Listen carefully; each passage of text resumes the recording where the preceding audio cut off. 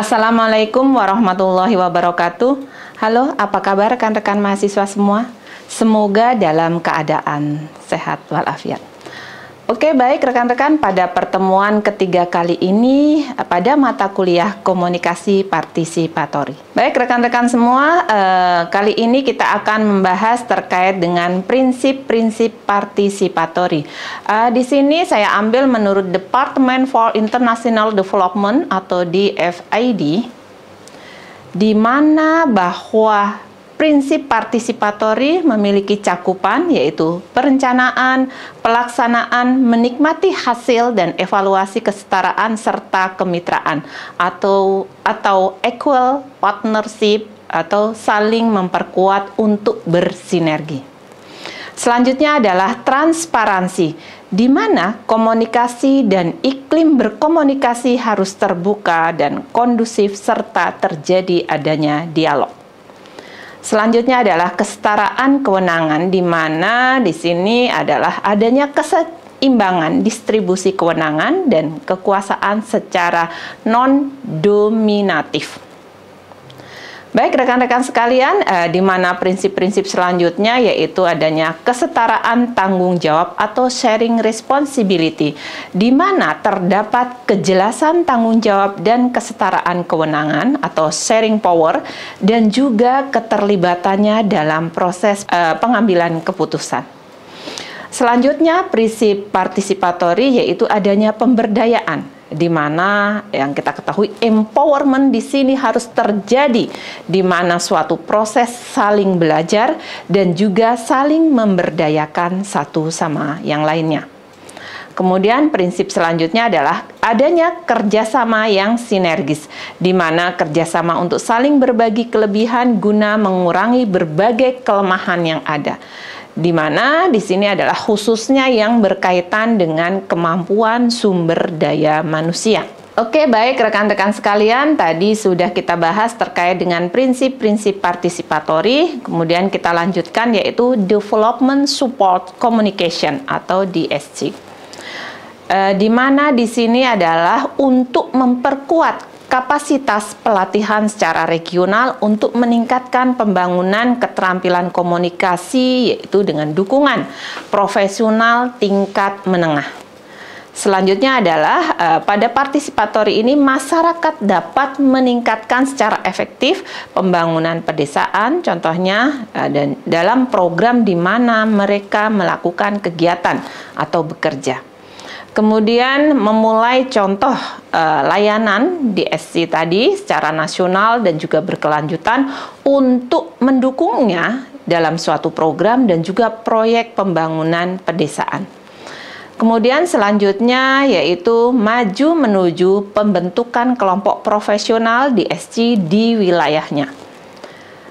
Adapun contohnya seperti melalui persiapan profesional DSC pasca sarjana regional, contohnya kursus diploma atau juga yang melalui kerjasama dengan universitas.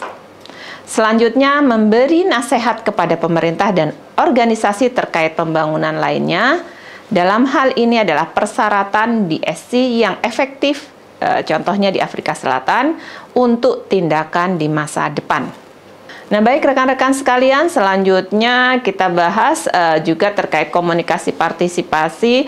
Menurut Mifalopoulos menyimpulkan dengan menyatakan bahwa komunikasi partisipatori merupakan pendekatan yang mampu memfasilitasi keterlibatan masyarakat dalam pengambilan keputusan, tentu saja mengenai isu-isu yang berdampak pada kehidupan mereka. Dan selanjutnya adalah suatu proses yang mampu menjawab kebutuhan secara spesifik dan prioritas yang lebih relevan kepada orang-orang dan sekaligus membantu pemberdayaan mereka.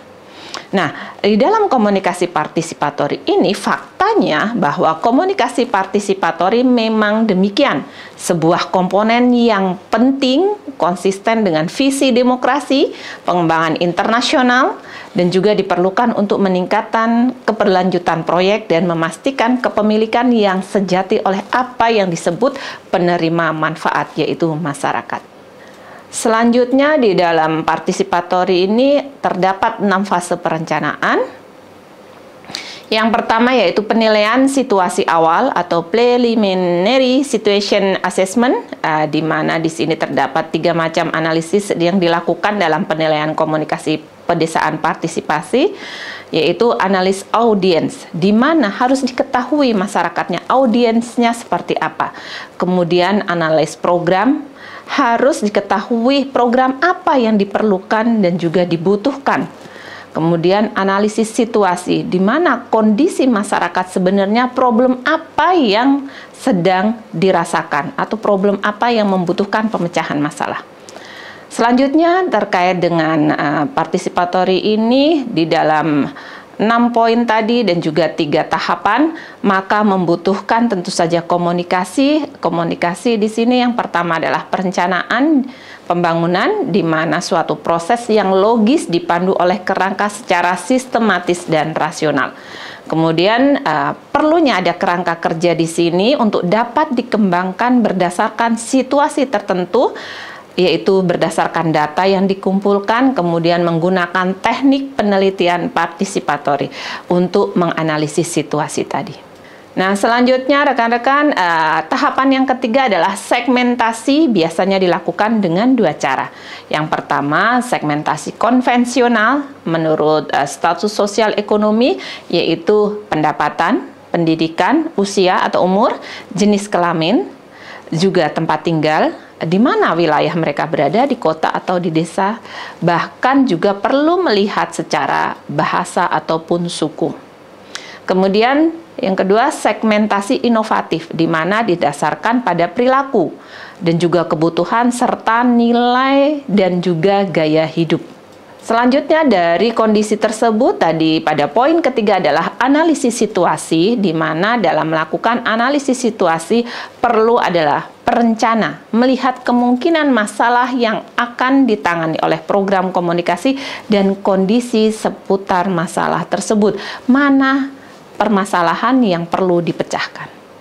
Nah, pada poin keempat di sini adalah desain pesan dan juga tema diskusi yang partisipatif, yaitu dengan melihat kegiatan utama di bawah fase desain pesan, yaitu dengan pemilihan daya tarik dan juga pendekatan pesan serta pemilihan saluran dan juga media komunikasi yang digunakan.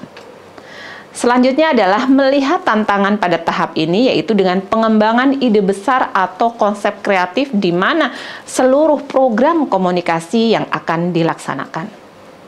Selanjutnya, penggunaan komunikasi secara lebih profesional, lebih sering dimanfaatkan untuk mengembangkan pesan dan materi komunikasi untuk proses partisipasi.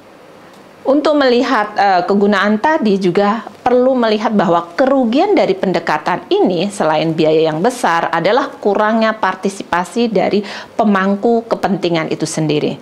Nah, dalam hal ini tentunya membutuhkan melibatkan pemangku kepentingan dalam pengembangan pesan dan materi, dan juga meningkatkan kemungkinan bahwa program komunikasi akan membantu dalam mencapai tujuan pembangunan yang lebih besar tentunya. Baik rekan-rekan mahasiswa sekalian, kita lanjutkan pada tahapan berikutnya, yaitu 3 tradisi konsep partisipasi. Di mana mengacu pada pendapatnya Slamet tahun 2002 yang menyatakan bahwa partisipasi dalam Valderrama dan juga dalam Arset mencatat ada 3 tradisi konsep partisipasi, terutama bila dikaitkan dengan pembangunan masyarakat yang demokrasi. Yaitu pertama, partisipasi politik. Bagaimana masyarakat turut andil berpartisipasi dalam partai politik atau ikut juga dalam pesta demokrasi. Selanjutnya, partisipasi sosial, di mana masyarakat turut berpartisipasi dalam kegiatan-kegiatan sosial. Kemudian partisipasi warga, citizen participation atau citizenship, di mana warga negara turut berpartisipasi dalam kegiatan-kegiatan yang ada di lingkungan dan juga wilayah mereka. dari 3 tradisi konsep partisipasi ini kita lihat tadi yang sudah saya sampaikan. Nah, rekan-rekan bisa lihat bahwa partisipasi politik lebih berorientasi tentunya pada mempengaruhi dan melihat dari kedudukan wakil-wakil rakyat dalam lembaga pemerintahan ketimbang partisipasi aktif dalam proses-proses pemerintahan itu sendiri. Nah, tujuannya di sini yaitu tujuan utama dari proses sosial sebenarnya bukanlah pada kebijakan publik itu sendiri, tetapi keterlibatan komunitas dalam dunia kebijakan publik dan lebih diarahkan sebagai wahana pembelajaran dan juga mobilisasi sosial. Nah, kalau kita lihat lebih terkait dengan bagaimana partisipasi warga, di mana penempatan masyarakat sebagai subjek pembangunan mutlak diperlukan sehingga masyarakat akan dapat berperan serta secara aktif mulai dari perencanaan, pelaksanaan hingga monitoring dan evaluasi di dalam pembangunan. Baik rekan-rekan sekalian, kita masuk tahapan yang berikutnya yaitu terkait manajemen dan implementasinya, di mana bahwa manajemen organisasi tentunya menjalankan program komunikasi dan juga jaringan terkait di dalam partisipasi. Kemudian dilanjutkan dengan tugas internal seorang manajer, misalkan contohnya di mana memerlukan persiapan atau pelatihan di dalam menggerakkan orang untuk melakukan tugas masing-masing dalam organisasi, dalam iklim organisasi tentunya yang positif. Selanjutnya yaitu terkait dengan tugas eksternal, membutuhkan hubungan dengan organisasi-organisasi utama yang terlibat dalam bidang pekerjaan pembangunan yang sama. Dan kemudian selanjutnya setelah semua tahapan persiapan, peluncuran, dan pelaksanaan kampanye, hal ini menjadi sebuah prioritas. Dan selanjutnya dengan adanya hal tadi, maka rekan-rekan bisa ketahui bahwa bersamaan dengan itu dilakukan tentunya adalah pemantauan proses diseminasi, kemudian transmisi dan juga penerimaan input dari program-program yang telah dilakukan. Dalam partisipasi ini tentunya program perbaikan manajemen dan konsep kepemimpinan sangat mempengaruhi pelaksanaan program komunikasi yang tentunya diterapkan atau diimplementasikan. Yang tahapan selanjutnya yaitu pemantau dan juga evaluasi. Di dalam kegiatan partisipasi tentunya di sini bersama-sama dilakukan pemantauan dan evaluasi untuk membantu perencana dan pelaksana, yaitu untuk mencapai pemahaman yang lebih baik tentang cara kerja program komunikasi dan juga membuat keputusan secara informal terkait operasi dan menyesuaikan diri dengan perubahan dan juga kondisi. Nah, untuk evaluasi tentunya memastikan penggunaan sumber daya yang paling efektif dan efisien.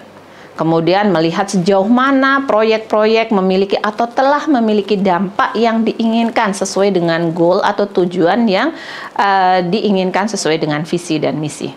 Kemudian yang terakhir adalah menyempurnakan dampak program di masa yang akan datang.